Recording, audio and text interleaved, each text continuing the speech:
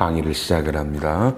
이 강의는 이 책으로 IFRS 재무회계 실무라는 책으로 국제회계 기준을 입문식의 개념으로 강의를 시작을 합니다. 16시간이고요. 이렇게 한 4, 50분 단위로 1시간씩 해서 16시간 입문을 잡습니다. 자, 먼저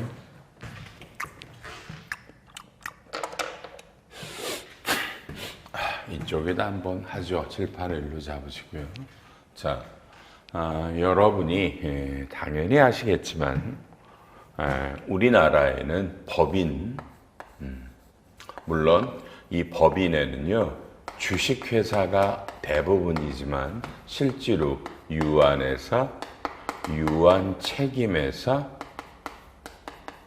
한명회사, 합자회사, 자, 이렇게 5가지의 회사가 있습니다. 이해하십니까?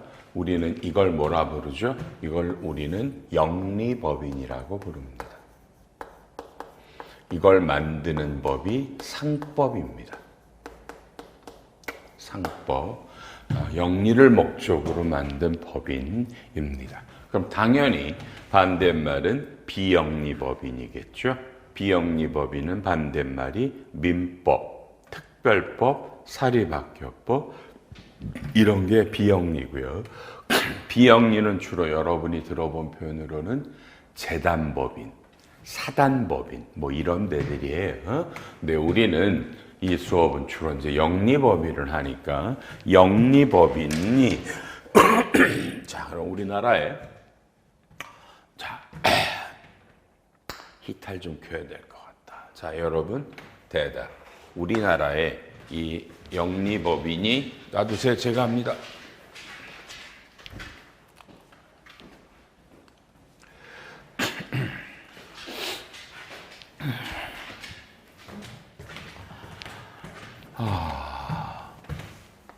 빨리 대답.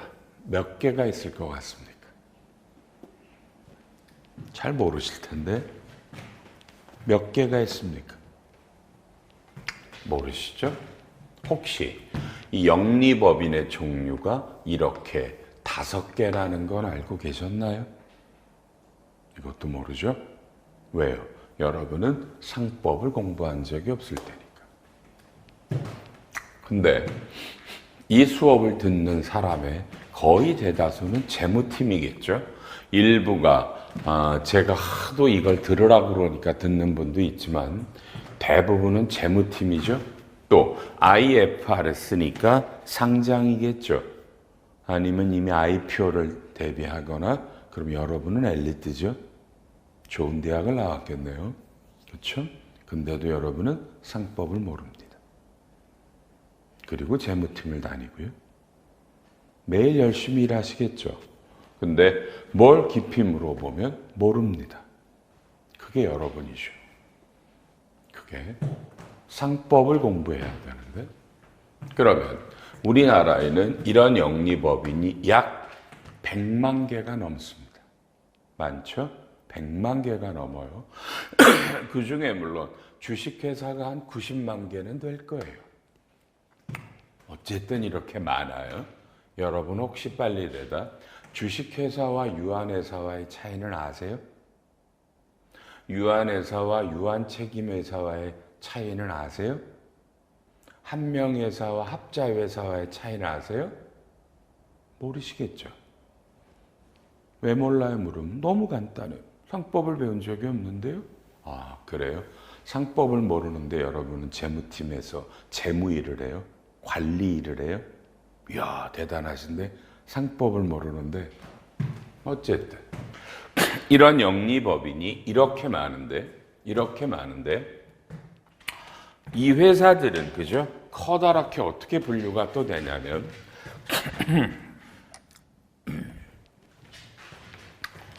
이 회사를 커다랗게 말하면 우리는 상장법인과 비상장으로 갈라지죠. 상장과 비상장. 여러분 대답. 상장법인이 뭔지 한번 말씀해 보실래요? 상장법인이 어떤 법인이에요? 상장법인이 뭐예요? 이런 것도 여러분은 대답을 못해요. 아, 코스피 코스닥 아니냐고 써볼까요? 코스피, 코스닥, 코넥스, KOTC 이걸 전부 다 우리는 상장이라고 불러요. 여러분이 아는 건 또는 지금 여러분이 다니시는 건 코스피와 코스닥이에요. 주로 삼성전자, 벤처들. 또다다 코넥스는 뭐죠? 코넥스는 뭐죠?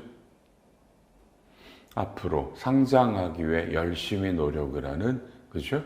어떤 중소기업들 한 150개 정도가 있는 게 코넥스고요. KOTC도요. 열심히 상장하고자 하는 아주 우량적인 중소기업들이 비상장이 거래되는 시장이 코넥스예요. 그러면 우리는 이 차이를 뭐라 불러요? 코스피와 코스닥을 연놈을 그냥 주권 상장법인. 그냥 상장이라고 부르면 코넥스, KOTC가 들어가고요. 다시 이런 거 알고 계셨어요? 몰라요? 차대변 끊는데 이런 거 몰라도 돼요? 그럼 그렇게 하시고요. 몰라도 되면 전 알아야 된다고 보니까. 그러면 이런 주권 상장법인은 몇 개 정도가 있죠? 대한민국에. 여기는 우리나라 약 2,000개가 조금 넘고요. 그래서 주로 어쨌든 여러분이 상장이라는 건 코스피, 코스닥을 주로 말하는 거예요. 어쨌든 그래요. 이런 분류는 그죠? 자본시장법에서 분류하고 있어요. 자본시장법, 약칭 자본시장과 금융투자업에 관한 법률. 이런 법에 따라 이렇게 갈라지고 있어요. 그런데 우리나라는 일로 오세요. 옛날이라는 건 2010년까지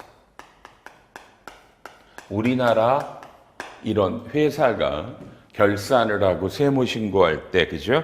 재무제표 만드는 거를 우리는 뭐라고 부르죠? 여러분요? 그걸 우리는 K갭이라고 불러요. K갭. 옛날 말로는 그냥 기업회계 기준. 저는 지금 부르는 단어가 과거회계 기준. K갭. 2010년까지 이랬어요. 우리는 K갭이기 때문에 여러분이 이미 잡아봤지만 미국의 회계를 좀 이따 배우시지만 US갭이라고 불러요. 그럼 당연히 뭐야? 우리나라 회계는 미국 회계를 따라갔다라는 뜻이에요. 이해하셨어요? 미국 회계를 따라갔어요. 그러다가 여기 보면 당연히 11년이죠? 그럼 도대체 2011년에는 무슨 일이 벌어진 건가? 자, 이제 칠판 가운데를 보시고요. 전 세계의 회계는 두 개가 있어요. 그 회계가 뭐예요? 유럽이 만든 회계와 미국이 만든 회계가 양분화되어 있어요. 지금 세계도 그렇잖아요. 그렇죠? 유럽이 만든 회계를 우리는 IFRS라고 불러요. 영어로 International Financial Reporting Standard. 그러니까 우리나라 말 번역하면 국제 파이낸셜, 그죠? 국제 재무 보고 기준이에요. 그리고 미국이 만든 회계는 US 갭이라고 불렀던 거예요. 그래서 이건 그냥 미국 회계 기준이에요. 이해하시려나요? 여러분, 이 둘은 달라요. 다르다라는 말은 똑같은 하나의 거래가 있었는데 거래가 유럽 쪽이 회계 처리하는 방법과 미국이 달라요. 여러분 안 웃기세요? 저는 좀 설명이 있다 하지만 저는 회계학을 올해 현재로 45년 이상을 공부한 놈이에요. 회계학만.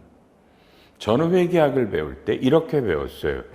기업이 물건을 거래처에 팔았는데 외상으로 팔았다. 그러면 대변이 매출이고 차변이 외상 매출금이다. 어음을 받았으면 받을 어음이다. 저는 이렇게 배웠어요. 이 수업을 듣는 여러분은 이렇게 안 배워요. 저는 이렇게 배웠어요. 과거에. 그러니까 이런 식 어떤 거래가 있으면 이렇게 회계 처리를 해. 차대변에. 그거를 보통 US 갭이라고 불러요. 그러니까 규정이 돼 있어요. 이런 거래는 이렇게 회계 처리해라고 하는 게 아주 미국 스타일이에요. 이렇게. 근데 유럽 애들은 여러분이 느끼는 유럽 애들의 성향은 다르죠. 걔네는 뭔가 조금 느낌이 자유롭기도 한 것 같고 뭐 여러 가지 생각을 하고 있죠. 그래서 유럽은 그냥 기본 딱 정해놓고 대충 알아서 해. 네가 그냥 대충 해. 야, 회계가 말이야 꼭 뭐 정형화될 필요가 뭐 있어. 대충 해. 전혀 다른 회계예요. 그래서 이 둘이 다르니까 여러분 생각해 봐요. 얼마나 힘들겠어요. 맞죠? 똑같은 양쪽의 재무제표가 다르단 말이에요. 그래서 이 둘을 통합하자라는 움직임이 아주 오래전부터 있었고요. 2000년도 중반쯤에, 그러니까 2000 중반이면 한 2005년이라 그럴까? 2005년쯤에 전 세계가 모여서 투표를 했어요. 뭐요? 회계 처리를 일치하자. 일치시키자. 투표를 했더니 압도적으로 유럽 회계가 이겼어요. 이해해요? 미국에 대한 반감이라고 보셔도 돼요. 그렇죠? 압도적으로 이겼어요. 그래서 약속을 했어요. 무슨 약속을 해요? 누가 이기든 간에 이기면 진 쪽은 이기는 회계를 따라가기로 약속을 했어요. 이것도 이해되죠? 그럼 대답. 5초 안에 대답. 여러분은 미국이 IFRS를 따라갔어요? 안 따라갔어요? 빨리요?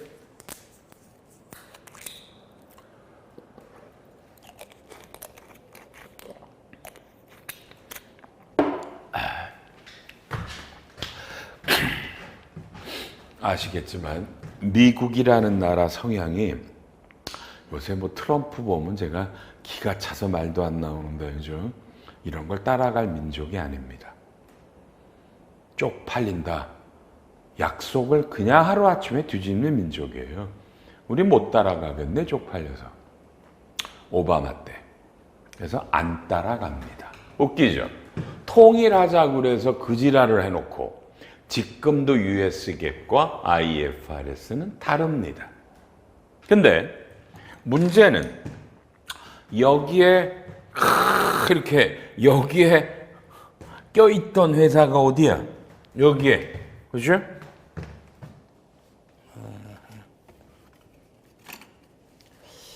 참말로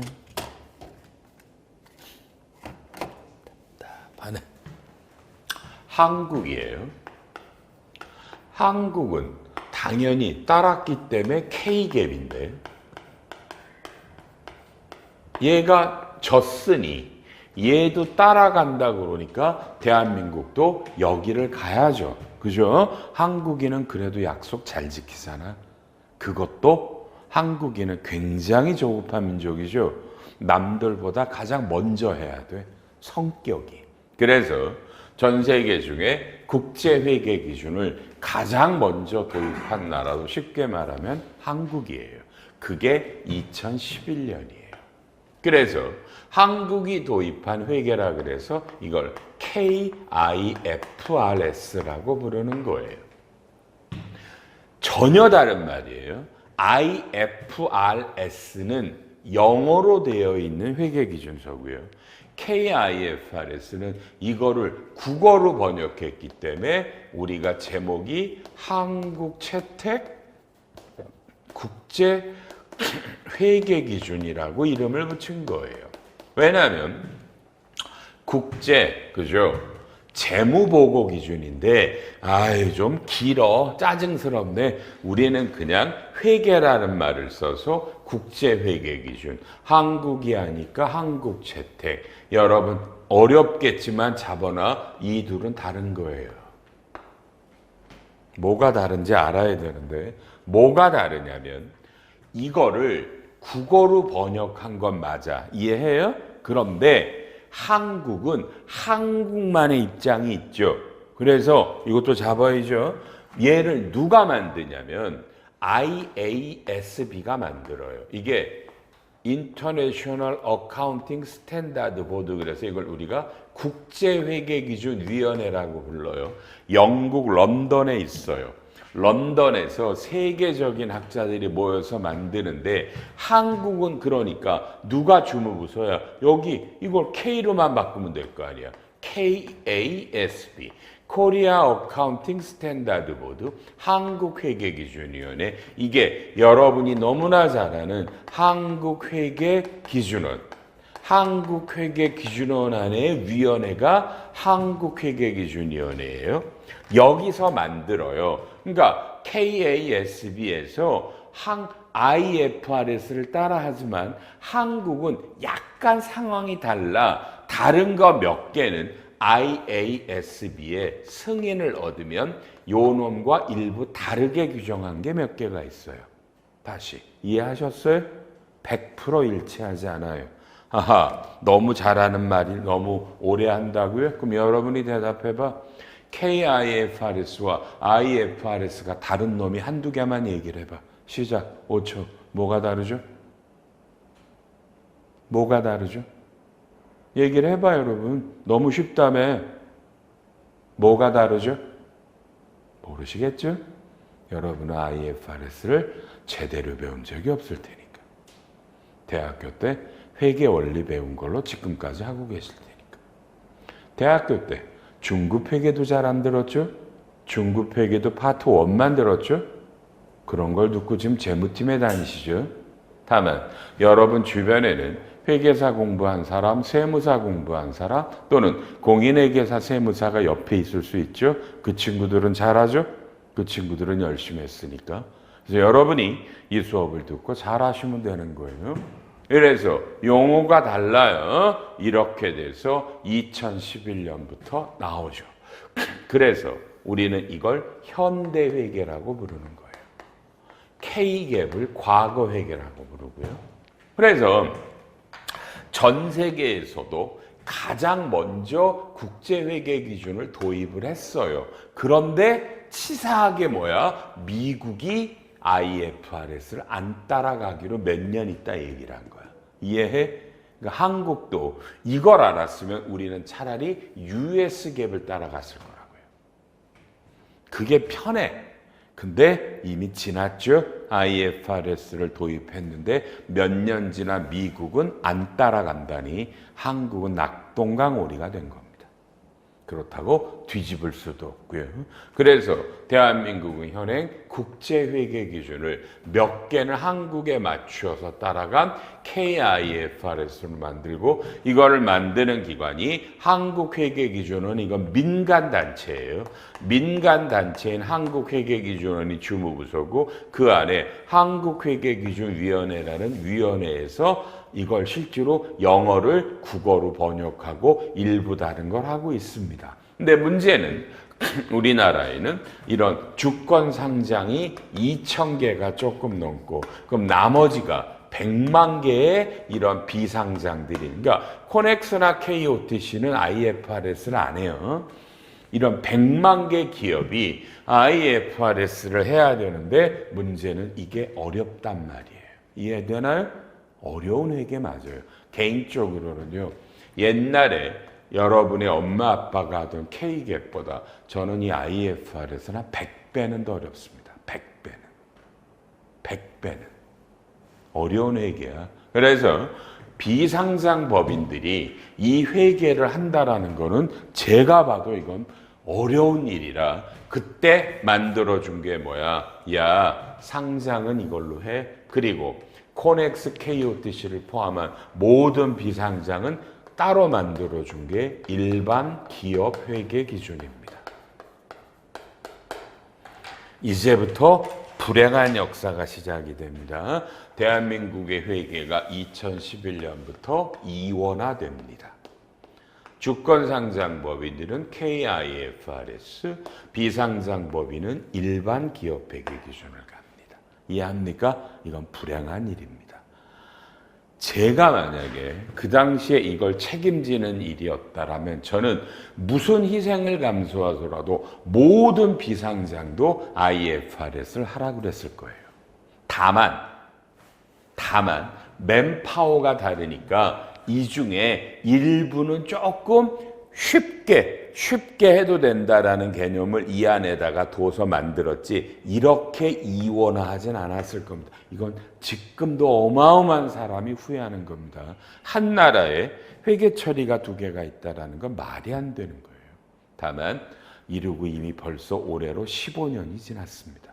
뒤집을 수가 없어요. 그리고 IFRS는 여러분 매년 바뀌어요. 일반 회계 기준은 거의 100% 안 바뀌어요. 그러니 처음에는 이 둘이 무지하게 비슷했어요. 이해해요? 자꾸 여러분들 중에 일반 지면행 비상장이하는 회계를 자꾸 이름도 K갭이라고 그래. 그럼 저한테 뒤지게 욕먹어. 일반 기업 회계를 누가 K갭이라고 불러? K갭은 2010년까지 하던 회계를 말하는 거예요. 전혀 다른 거예요. 일반 회계랑 전혀 다른 회계예요. 그러니 그냥 일반 회계라고 부르세요. 다만 이 둘이 너무 많이 달라요. 그런데 어쨌든 근데 우리나라 문제는 뭐야? 이 2천 몇백 개의 상장법인이 우리나라를 대표하는 모든 기업이잖아. 맞지 여러분? 삼성전자, 현대차, 삼성물산 다 이러잖아. 현대하이닉스 이래서 그럼 우리나라는 또 시험이잖아. 시험이 회계사, 세무사 이런 모든 시험도 다 IFRS 어디 갔어? IFRS로 나와. 그러니 이 100만 개가 되는 기업이 하는데도 일반 기업 회계 기준이라는 거는 책방에 가면 책도 없어. 여러분 빨리 웃어. 안 웃겨? 100만 개 기업이 하는 회계가 일반 기업 회계 기준이야. 지금 교보 어디? 뭐 아무 데나 가봐 여러분. 책도 없어. 다 IFRS야. 대학교에서 여러분이 배웠던 회계 원리도 다 IFRS야. 그러니까 안 웃겨? 국제회계 기준으로 회계학을 배우다가 사회에 나오면 대다수는 일반 회계 비상장에 가면 내가 배웠던 오라리 회계가 아닐세? 이렇게 돼. 이건 답답한 일이야. 현재 우리나라는 이런 상황이 돼 있어요. 이런 상황이 지금 현재 15년째 이루어지고 있고 이 이후에 미국이 IFRS를 안 따라간다 그래가지고 이런 지랄 같은 상황이 변형된 거고 당연히 미국은 누가 만들어? 뻔뻔하잖아. 미국은 좋은 말 FASB Financial Accounting Standard Board 재무회계 기준위원회 유럽은 IASB, 한국은 KASB 이런 용어도 좀 기록해 놓으시라는 얘기야. 이게 히스토리예요. 아셨죠? 여러분이 대학교 때 배운 건 IFRS고요. 그래서 이런 걸 한번 히스토리를 알아서 왜냐하면 지금 여러분이 이 수업을 듣지만 언젠가 계열회사 등으로 발령이 나면 그 회사는 일반 회계일 수도 있고 그렇지 않아요? 어떻게 알아? 대기업 때려치고 중소기업 가면 이 회계를 하는데 전혀 다른 회계를 하니까 여러분은 손도 못 써. 회계가 다르기 때문에. 마찬가지고. 그렇죠? 그런데 우리나라는 주권 상장이 2,000개인데 문제는 뭐야? 이 코스피 코스닥이 지배력을 가져서 연결 재무제표를 만드는 비상장과 20% 이상을 가져서 지분법을 적용해야 되는 관계기업들이 있어. 그러면 여기는 종속기업, 여기는 관계기업, 여기는 일반회계라고 모기업이 국제회계면 이 일반회계 기준을 IFRS로 컨버전을 해야 되거든. 여러분, 그지? 그러면 이 작업이 어려워서 지금 대다수의 코스피 코스닥이 지배력을 갖고 있는 비상장 종속기업들과 유의적인 영향력을 갖고 있는 관계기업들은 여기도 웬만하면 다 IFRS를 하고 있어요. 비상장이지만. 그래서 IFRS를 하는 회사가 공식 통계는 없는데 제 생각에 한 5,000개는 될 것 같아요. 아셨죠? 이런 게 히스토리입니다. 여러분이 알고 계셔야 되는 거 이렇게 넘어왔고요. 그렇죠? 그래서 2011년부터 올해 15년째 국제회계기준이라는 게 도입돼서 하고 있습니다. 그리고 이반은 이런 국제회계기준을 여러분에게 좀 쉽게 접근하기 위해 입문입니다. 칠판 보시면서 저희 학원을 아이파라고 부르는데요. 저희 아이파는 전문 학원입니다. 그래서 국제회계 기준을 잘 볼래요? 입문 과정이 있고요. 중급 과정이 있고요. 고급 과정이 있고요.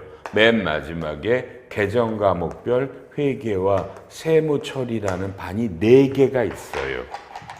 전문 학원 맞죠? 입문이 이런 걸 처음 접하시는 분인데 여러분 절대로 조심해요. 이 입문은 회계학을 처음 배우는 사람이 아니야, 여러분. 이해해요? 회계학을 처음 배우는 사람은 우리 프로그램 중에 함께하는 회계처리라는 반이 있어요. 평생 차대변을 처음 배우는 분은 그 반을 듣고 이 입문반은 이미 대학이나 사회 나와서 회계학을 여러 번 수업을 듣고 이미 재무팀에 다니거나 비재무팀이라도 재무랑 연결되는 일들을 하거나 또는 이미 잘 아는데 재무팀은 아니어도 회계를 좀 체계적으로 보고 싶은 분들, 이런 분이 듣는 거니까 처음 회계하는 분이 이 반 들으면 여러분 이건 죽어요. 이 반 빨리 끄고 함께하는 회계 실무라는 수업을 들어요. 이 반은 기초반 입문, 회계를 처음 배우는 반이 아니에요. 그걸 입문이라고 안 해요. 국제회계 기준을 제법 잘해보자야. 중급이 하이라이트죠. 이게 24시간. 저희는 여기서 승부를 걸어요. 왜요? 뒤지기 어렵거든요. 그냥 다들 절절절 메고 따라오죠. 이 중급이 진짜 회계입니다. 고급은 어려운 게 아니에요. 고급은 합병, M&A, 분할, 지분법 연결만 가르치는 거고요. 16시간이에요. 그러니까 합병과 분할, 지분법과 연결만 가르치는 게 고급 회계고요. 개정 과목의 회계와 세법은요. 전부 다 IFRS 회계랑 법인세 세무 조정을 가르쳐요. 그래서 24시간이에요. 그러면 따져볼래요? 40, 총 80시간이죠. 여러분이 이렇게 듣고 전문가가 안 되실 것 같아요? 저는 이제부터 제 얘기를 잠깐 해야 되겠구나. 저는 이 책의 저자고요. 이양수라는 사람이고요. 회계사인데요. 올해가 2025년이네요. 저는 올해로 제가 회계사 생활을 한 지 만으로 41년 차 회계사입니다. 여러분 회사엔 저보다 오래 한 사람 없죠? 나이가 60 중반이고 회계사만 만으로 41년을 했고 3일회계법인 출신이고 지금 3일회계법인 회장이 저보다 4년인가 5년 후배고 제 밑에 있던 친구고 그런 놈이에요. 그렇죠? 이런 강의요 한 36년 했고 36년을 강의를 했고 지금도 20년째 공인회계사들이 저한테 수업을 듣고 법결산을 회해서 수없이 많은 세무사들이 저한테 듣고 국세청 조사국 조사과 직원이 무지하게 많이 제 수업을 듣고 그런 놈이 저예요. 대한민국의 가장 오래된 회계세법의 강사는 접니다. 저예요. 그런 놈이 지금 강의를 하고 있다. 그건 알아놓으시고요. 그렇죠? 이래서 이 수업을 듣는데 제가 제일 많이 접하는 말이 뭐라고요? 회계사님, 왜 꽤 했는데도 왜 저는 왜 이렇게 회계가, 왜 이렇게 세법이 자신 없죠? 말씀드릴까? 공부 안 해서. 공부를 안 하니까. 여러분들이. 나더러 회계학 공부했어요. 네. 뭐요? 네. 인문 한번 들었대요. 아, 인문 들었어요? 중급은요? 아니요. 그러면 인문 몇 번 들었어요? 한 번이요. 아, 그래요? 며칠 걸렸어요? 입문 듣는데 한 2달 걸렸대요. 여러분, 16시간짜리를 2달을 한 번 듣고요. 그 다음에 다시 안 보고 여러분은 회계학을 잘하길 바랍니까? 여러분이. 제가 그 다음에 웃죠. 본인은 못 느끼시겠습니까? 2달에 걸쳐 회계 이런 기본적인 걸 한 번 듣고 본인은 회계학을 잘하고 싶습니까? 그거 안 되는 일이죠. 그렇죠? 이제부터 공부 잘하는 비법을 가르칩니다.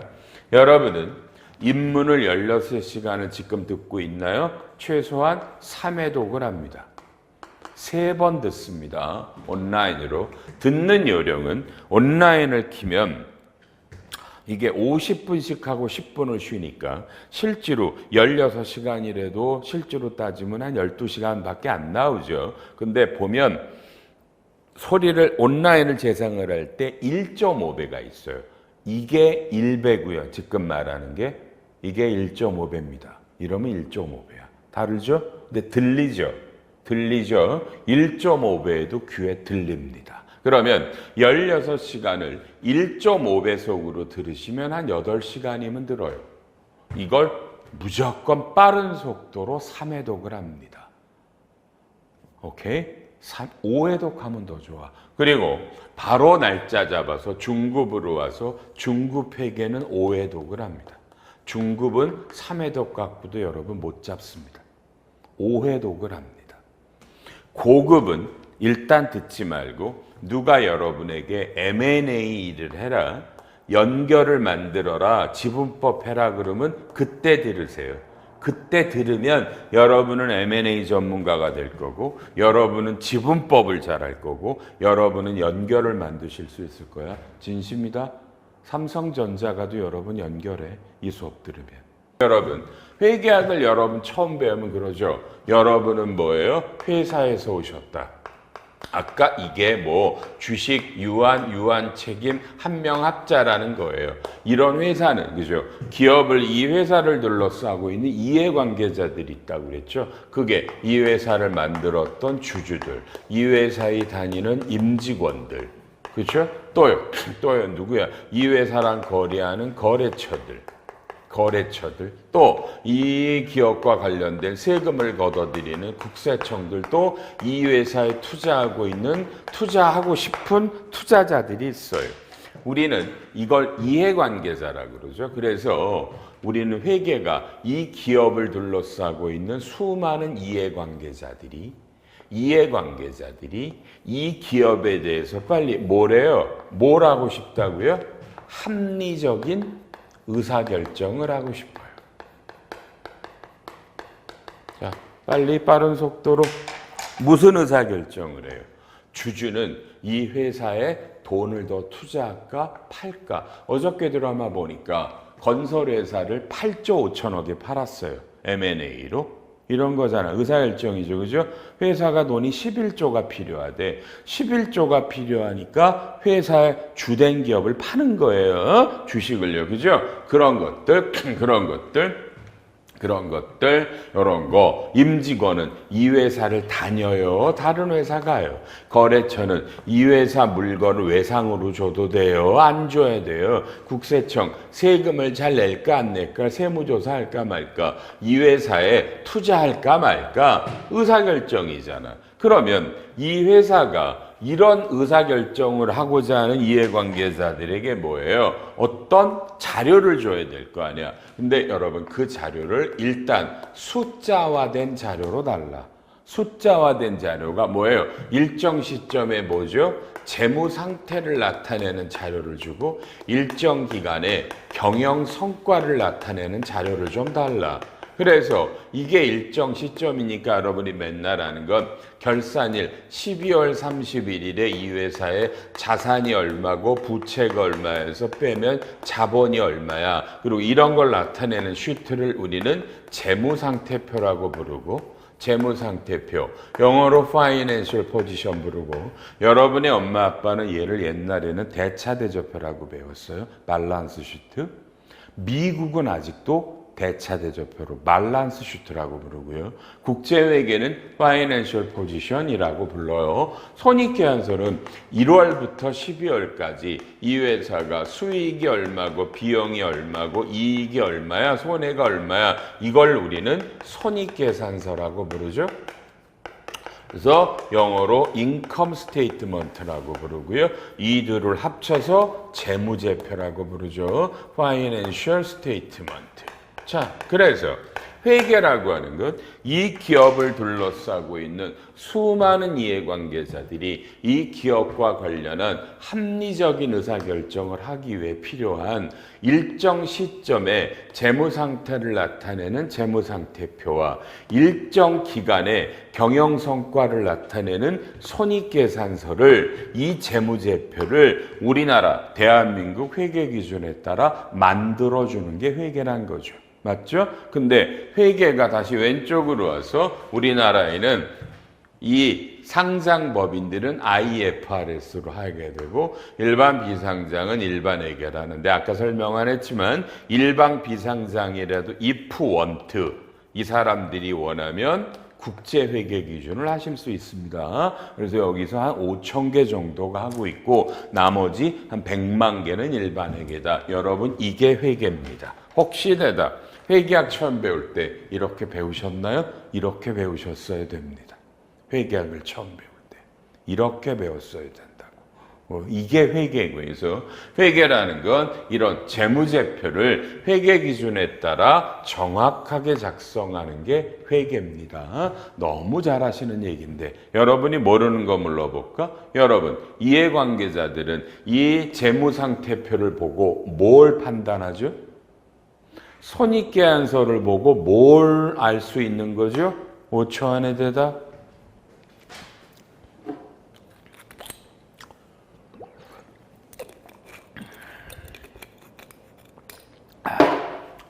대답 못할 텐데 여러분, 이거 재무상태표를 보면요, 현재 이 기업이 앞으로 부도날까를 보는 거예요. 부도날까? 손익계산서는 얘가 이제까지 이렇게 벌었으니 이 회사가 앞으로는 얼마를 팔고 얼마를 벌까, 이걸 추정하는 슈트예요. 이해했어요? 지금 이 말은 중요한 말 했는데요. 재무상태표를 보고 이 회사가 부도날까? 경영성과를 보면서 이 회사가 앞으로는 수익 비용이 어떨까를 추정하는 자료로 쓰는 거예요. 특히 여러분이 한 장을 넘겨보면, 그죠? 거기 아마 재무상태표가 나오죠. 빠른 속도로 대답합니다. 여러분, 이 재무상태표에 빨리요. 가장 중요한 놈은 뭐죠? 여러분이 느낄 때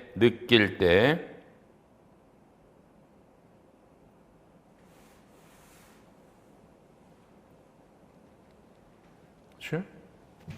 물어보면 바보죠. 부채 비율입니다. 오른쪽에 부채 총계를 자본 총계로 나는 걸 부채 비율이라고 부릅니다. 동의합니까? 부채 비율이 가장 중요합니다. 여러분, 칠판. 자, 너무 쉽다, 그죠?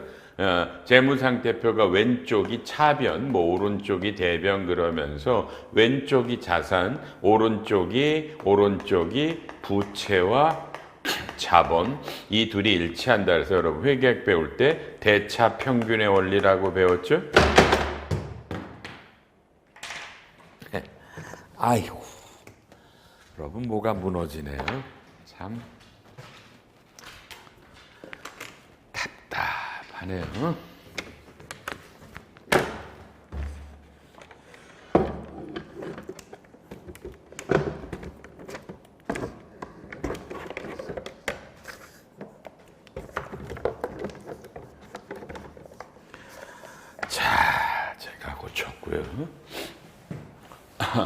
부채를 자본으로 나누는 게 부채 비율이라고 부릅니다. 개인적으로는 이게 저는 회계학에서 가장 중요합니다. 바로 대답합니다. 컨닝들 하지 말고. 지금 이 강의 들을 때 여러분, 2024년 12월 말 현재, 작년에 여러분 회사 재무제표 다 마감했죠? 결산 나왔죠? 빨리 얘기해요. 여러분 회사 부채 비율 몇 프로예요? 그리고 연결로는 몇 프로예요? 빨리요. 여러분, 별도라고 그러죠? 여러분 회사의 부채 비율은 몇 프로고 연결해서 부채 비율은 몇 프로예요? 한마디 알려줘요? 여러분이 지금 상장이나 이런 데를 다니시는데 지금 이거 몰라? 대답 못 하시면 그냥 미안해. 여러분은 재무팀 그만두고 다른 일 하세요. 다른 일 하시라고요. 재무팀이 이 이유를 몰라? 지금 암기가 안 되어 있어요? 그럼 여러분은 재무팀 다니시면 안 돼요. 다른 일들 하시라고요. 제가 아주 시원하게 얘기해 줄게요. 그렇죠? 다른 일 하세요. 여러분 지금 감가상각 담당이에요. 여러분은 판관비 담당이야. 매출 담당이야. 총괄이 아니라서 모른다고요. 그냥 그만두시라고요. 이 부채 비율이 총괄이 돼야만 아는 거라고 생각하시잖아. 그죠? 나는 요걸 하고 있다고 생각을 하는 거죠. 그죠? 그럼 그만둬야죠. 다른 일 해요. 왜요? 여러분이 올라갈 확률이 없어요. 별로. 성공하실 확률이 없다고요. 냉정하죠? 그죠? 냉정해도 할 수 없잖아. 이게 가장 중요한데, 그렇죠? 더 어렵네요. 여러분, 2023년의 부채 비율과 대비해서 말해봐. 올랐어, 떨어졌어? 그리고 그 주된 원인은 뭐야? 이런 걸 대답하시면 여러분이 M&A 팀으로 가라고요. 어저께 그 드라마에 나오는 회사는 이 부채 비율이 한 450% 정도 된대요. 그룹이. 근데 보통 비슷한 규모의 평균 부채 비율은 한 250%래. 그러니 부채 비율이 너무 높으니까 여기서 그죠? 은행에서 돈을 빌려준 데들이 또는 뭐 사모펀드가 CB를 발행했다 그러네. CB 전환사채를 발행했다는데 그죠? 그래서 11조를 조달하라는 거야. 11조를 조달해서 이 빚을 갚아라는 얘기고요. 전환사채는 주가가 10만 원이야. 10만 원이 데드라인이고 15만 원인데 10만 원 이하로 가면 리픽싱 돼가지고 전환 조건이 바뀌면 그죠? 지분율을 이 사모펀드가 1등으로 가니까 경영권을 뺏긴다 이러대. 그래서 11조를 조달해야 된다고 나와. 근데 여러분 말이 안 되죠. 부채 비율이 높은 건 맞은데요. 은행이 여러분 빌려준 돈을 다 갚으란 얘기예요. 내 그 극작가 보면 야, 좀 공부 좀 제대로 해라. 아니 11조가 애 이름이야? 거기서 나오는 그 그룹의 시가총액이 19조래. 시총이 19조짜리더러 11조를 갚아라? 왜 다 갚아야 되는데 부채비를 250%만 맞추면 될 거 아니야. 맞나요? 그래서 아이고 이거 참 아이고야. 어쨌든 이런 말들이 나 재밌잖아. 재밌잖아 이런 거. 리픽싱 우리가 맨날 떠드는 단어들도 나오고요. 부채 비율이 중요합니다. 여러분 재무는 이런 중요한 몇 개를 잡습니다. 부채 비율을 의도적으로 외우십시오. 이제 숙제를 내고 첫째 시간을 마감합니다. 숙제라긴 그렇습니다. 여러분 온라인 이제 1강을 들었죠? 끝이고요.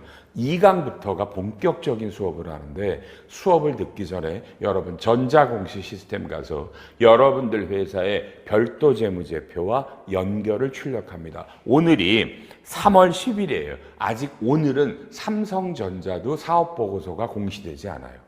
이번 주 말쯤에 나올 건데, 그러니까 이 수업을 듣게 되면 이제 여러분이 아마 그죠? 전자공시 들어가서 여러분 회사 걸 때리면 웬만하면 뜰 거예요. 사업보고서 뭐 알려드리지만 일단 사업보고서에 들어가면 거기 재무제표 나오죠. 별도하고 연결을요, 그죠? 별도하고 연결 재무제표를 출력하세요. 주석은 별도 주석만 뽑으세요. 연결 주석 뽑지 마세요. 그러면 그러니까 앞에다가 별도 재무제표를 붙이고 뒤에다가 연결을 붙이고 뒤에 별도의 주석을 붙이면 한 6, 70페이지 정도 될 거예요. 알았나요? 그래서 이렇게 호치키스로 묶어요. 이걸 여러분 회사 거 하나 하고 삼성전자 거 하나 묶고 현대차 거 묶고 SK 하이닉스도 묶고 삼성물산도 하나 묶어보고 네이버도 보고 요렇게 해서 우리나라 대표적인 기업들 한 6, 7개를 요렇게 세팅을 하세요. 별도 재무제표, 연결 재무제표, 별도의 주석들. 알았나요? 왜요? 이걸 이제부터 읽으실 거거든요. 이제부터 여러분은 IFRS 전문가가 될 겁니다. 이항수가 가르쳐서 여러분이 국제회계기준 전문가가 안 된다는 건 있을 수 없습니다. 있을 수 없습니다. 여러분은 전문가가 되실 겁니다. 다만 제가 하라는 대로 합니다. 일단 숙제입니다. 2강부터는 최소한 여러분 회사 재무제표는 옆에다 펴놓고 수업을 듣습니다. 그래서 제가 여러분 회사 별도의 부채비율 몇 프로죠? 그러면 못 외웠으면 바로 별도를 보면서 그 옆에 계산기 놓고 부채 비율을 계산하면서 적어가면서 수업을 듣는다. 알았나요? 그렇죠? 제가 안 물어봤는데 여기 앉아 계신 분이 있어. 그분들은 이 회사 재무제표를 갖고 왔을까요? 갖고 왔을까? 물어볼 마음도 없어. 갖고 왔으면 편했을 테니까. 안 갖고 왔을걸요? 요새 수업들을 그렇게 들어요. 회계학 수업을 오면서 자기 회사 재무제표도 안 갖고 오거든요. 이런 건데 우리는 수업을 달리 갑니다. 반드시 옆에 여러분 회사 재무제표가 있으셔야 되고 숫자를 보면서 회계를 이해합니다. 이해합니까? 우리는 전문가가 되는 과정을 갑니다. 그래서 입문 들으시고요. 중급 들으시고요. 이러시면서 이거 전문가가 되시기를 제가 기도합니다. 알았죠? 회계학의 제일 중요한 건 뭐라고요? 부채 비율입니다. 그래서 부채 비율을 이해하시고 부채 비율이 높으니까 그 드라마에서도 금융기관이 차입금을 상환해라. 부채 비율이 높으니까 주가가 떨어지니까 사모 펀드가 투자를 했는데 몇 조를 CB를 발행했는데 주가가 떨어지면 리픽싱 때문에 주가가 전환하는 주식으로 전환하는 게 되면은 투자된 금액에 비해 주식이 전환이 많이 되잖아. 그럼 경영권을 뺏긴단 말이에요.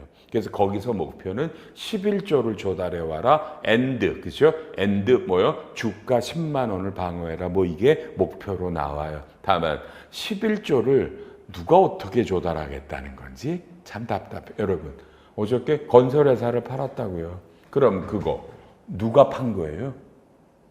건설회사가. 그죠? 그 정도면 상장 아니야? 상장회사 주식을 샀는데 11조가 그게 회사로 와서 회사로 다 돈이 들어와요? 여러분 그래요?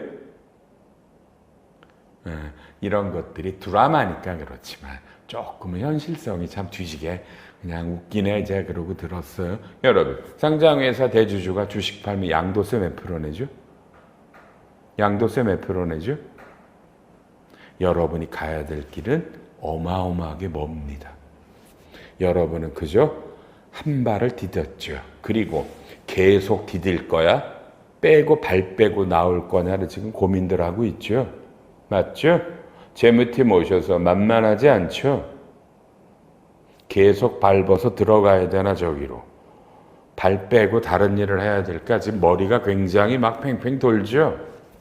그러니까 그걸 발을 깊이 담그실 분은 저랑 한번 한 김에 죽어라고 해보자. 한번 1등 하자. 그죠? 잘해보자가 제 취지고요. 발 빼서 다른 길로 가시는 분은 그분의 결정이니 그것도 옳은 결정이겠죠. 본인이 하는 거니까. 저희는 깊이 회계나 세법을, 상법을 이런 걸 하실 분들을 위해 도와드리는 학원이고 수업입니다. 저희 수업은 즐겁고 재밌습니다. 어렵지만 해서 재밌게 들으세요. 여러분이 대학교 다닐 때 그 들었던 여러분 그 회계 원리가 아닌데 빨리 이해해요? 그 회계 원리 선생이 아니야. 여러분 이항수는요. 그죠? 이항수는 그런 사람이 아니라고. 대학교에서 저도 겸임교수 10년 했어. 근데 대학교처럼 수업 안 해요. 우리는 실무 수업을 합니다. 반드시 도움되게 해드릴 겁니다. 그러니까 저 믿으시고요. 아유, 아침이라 목소리가 잘 안 나와. 첫째 시간은 워밍업을 했고 여러분 재무제표를 꼭 준비해서 2강부터 들으시라 그러고요. 다음 2강부터 입문 수업에 맞는 우리 회계를 한번 가르쳐 드립니다. 오케이? 기왕에 한 거 끝까지 완주하십시오. 1강 쉬었다.